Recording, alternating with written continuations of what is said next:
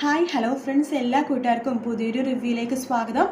അങ്ങനെ നമ്മുടെ ലാവണ്യടുത്ത് ഓരോരോ കാര്യങ്ങൾ പറഞ്ഞുകൊണ്ടിരിക്കുക കേട്ടോ ശ്രുതി. ആ സമയത്ത് ശ്രുതി അടുത്ത് പറയുന്നുണ്ട്, ഓ കാർട്ടൂൺ ബേബി, നിനക്ക് എപ്പോഴും എന്ത് കാര്യം പറഞ്ഞാലും അവസാനിക്കണത് ഈ കല്യാണത്തിൽ തന്നെയാണല്ലോ എന്നിങ്ങനെ പറയാണ്. അപ്പോൾ നമ്മുടെ ശ്രുതി ഇങ്ങനെ ചിരിച്ചുകൊണ്ട് ഇങ്ങനെ ഇരിക്കുക കേട്ടോ. ആ സമയത്ത് നമ്മുടെ ചേട്ടൻ വന്നിട്ട്, അതായത് രാമചേട്ടൻ വന്നിട്ട് അവിടെ ചായയൊക്കെ എടുത്തുകൊണ്ട് പോകുവാണ്.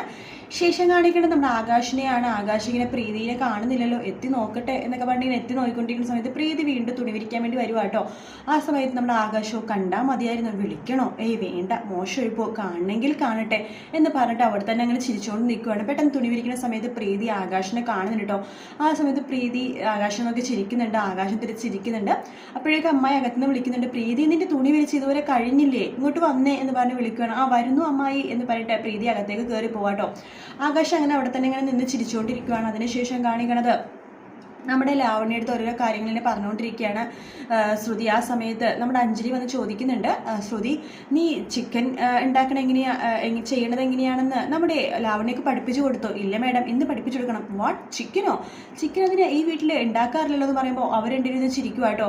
ആ സമയത്ത് നമ്മുടെ ചായയായിട്ട് ആ ചേട്ടൻ മുകളിൽ പോണ കാണാൻ ശ്രുതി കാണുവാണ്. ശ്രുതി പെട്ടെന്ന് മേഡം ഒരു സെക്കൻഡ് എന്ന് പറഞ്ഞിട്ട് മുകളിലേക്ക് കയറി പോവാണ്. അതിനുശേഷം ആരും ഇല്ലല്ലോ എന്ന് ഉറപ്പ് വരുത്തിട്ട് നമ്മുടെ അശ്വിൻ്റെ റൂമിലേക്ക് കയറുവാണ്. അശ്വിൻ ആ സമയത്ത് ബാത്റൂമിലാണ് കേട്ടോ. ആ സമയത്ത് അശ്വിൻ്റെ റൂമിലേക്ക് കയറുമ്പോഴേക്കും ശ്രുതി മനസ്സിൽ വിചാരിക്കേണ്ട, ഈശ്വര എൻ്റെ കുഞ്ഞികൃഷ്ണ, ഞാൻ ചെയ്യണത് തെറ്റാണെന്ന് എനിക്കറിയാം, പക്ഷെ ഒരാളുടെ നന്നാക്കാൻ വേണ്ടി ചെയ്യണതല്ലേ, എന്നോട് ക്ഷമിക്കണേ എന്ന് പറഞ്ഞിട്ട് അകത്തേക്ക് കയറുവാണ്. അതിനുശേഷം റൂമിൽ ചെയ്തിട്ട് ഷെൽഫൊക്കെ തുറന്നു നോക്കുമ്പോൾ അതിലെന്തെങ്കിലും ഉണ്ടോ എന്ന് നോക്കുവാണ്. അവിടെ ഒന്നും കാണുന്നില്ല. ഇയാൾക്കിട്ട് എങ്ങനെ ഒരു പണി കൊടുക്കും?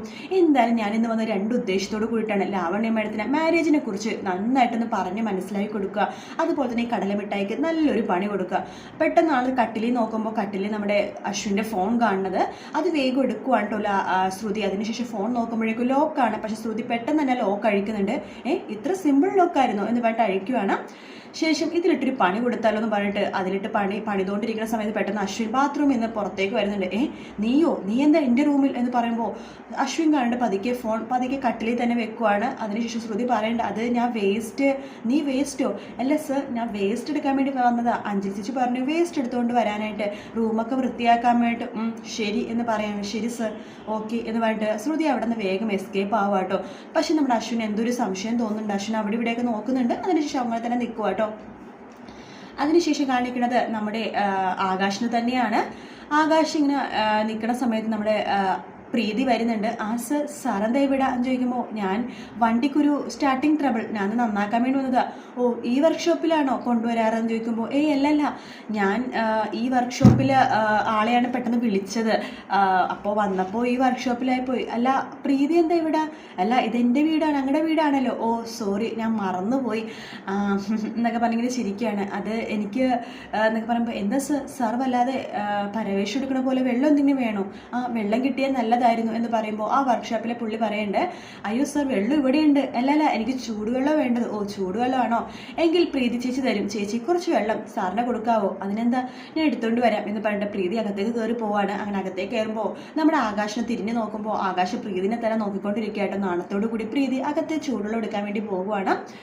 ശേഷം കാണിക്കുന്ന നമ്മുടെ മീറ്റിംഗ് നടന്നുകൊണ്ടിരിക്കുകയാണ്. മീറ്റിങ്ങിന് എല്ലാവരും ഇരിക്കുന്ന സമയത്താണെന്നുണ്ടെങ്കിൽ നമ്മുടെ ശ്രുതിയും അതുപോലെ തന്നെ അഞ്ജലിയും ലാവണ്യ നിലത്ത് നിന്നിട്ട് അവർ മുകളിൽ നിന്നിട്ടാണ് മീറ്റിംഗ്. ഇവർ നിലത്തിരുന്നിട്ട് ഓരോരോ കാര്യങ്ങൾ സംസാരിച്ചുകൊണ്ടിരിക്കുകയാണ്. അപ്പോൾ നമ്മുടെ അഞ്ജലി പറയണ്ടേ, എന്താ ശ്രുതി ചിക്കൻ കറി ഉണ്ടാക്കണ കാര്യം ഇവൾക്ക് പറഞ്ഞു കൊടുത്തില്ലേ?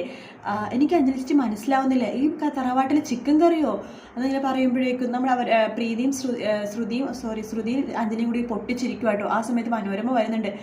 നിങ്ങൾ എന്തിനാ എൻ്റെ ലാവണ്യ ബേബീനെ ഇങ്ങനെ കളിയാക്കണം? ആ കുട്ടിക്ക് അറിയാൻ പാടാനായിട്ടല്ലേ ചോദിക്കണത് എന്ന് പറയാണ്. എൻ്റെ ലാവണ്യ ബേബി, നീ വിചാരിക്കുന്ന ചിക്കൻ അല്ല ഇവര് വിചാരിക്കുന്നത്.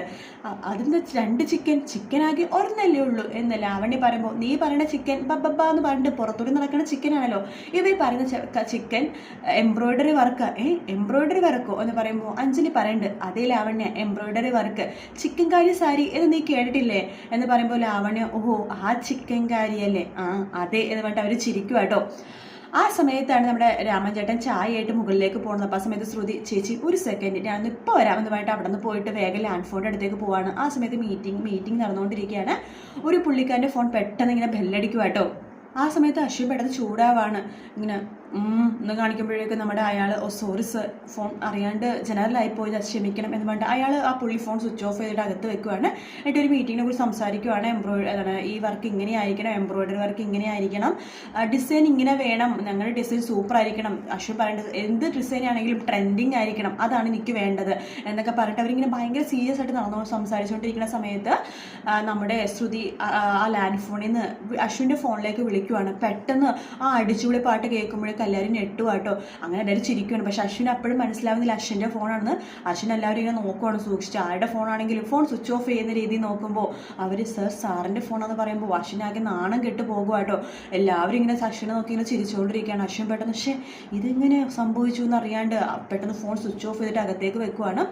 പാട്ടൊക്കെ ബെല്ലടിക്കണ കേൾക്കുമ്പോൾ എല്ലാവർക്കും ചിരി വരുവാട്ടോ. നിലത്താണെങ്കിൽ അഞ്ജലിയൊക്കെ മനോരമയൊക്കെ ചിരിക്കുന്നുണ്ട്. മനോരമ പറയുന്നുണ്ട് എൻ്റെ ബേബി ഇത് ആരുടെ ഫോണാണ് ഇങ്ങനെ ബെല്ലടിക്കണത്, എന്തായാലും അടിച്ചുപൊളി പാട്ട് തന്നെ എന്ന് പറയുമ്പോൾ അഞ്ജലി പറയുന്നുണ്ട് ആരുടെ ഫോണാണെങ്കിലും കുഞ്ഞൻ ഇന്ന് വെച്ചേക്കില്ല എന്ന് പറയുകയാണ്. ആ സമയത്ത് മനോരമ പറയണ്ട അതെ എന്തായാലും കുഞ്ഞിൻ്റെ കയ്യിൽ നിന്ന് നല്ല വയറ് നിറച്ച് അവർക്ക് വഴക്ക് കേൾക്കും എന്നൊക്കെ പറയാണ്. അങ്ങനെ ശ്രുതി ഫോണിൽ അങ്ങനെ പാട്ടൊക്കെ ഇട്ട് അങ്ങനെ ആസ്വദിച്ച് ഡാൻസൊക്കെ കളിച്ച് ഒന്നും അറിയാത്ത പോലെ വീണ്ടും നിലത്ത് വന്നിരിക്കുവാണ്.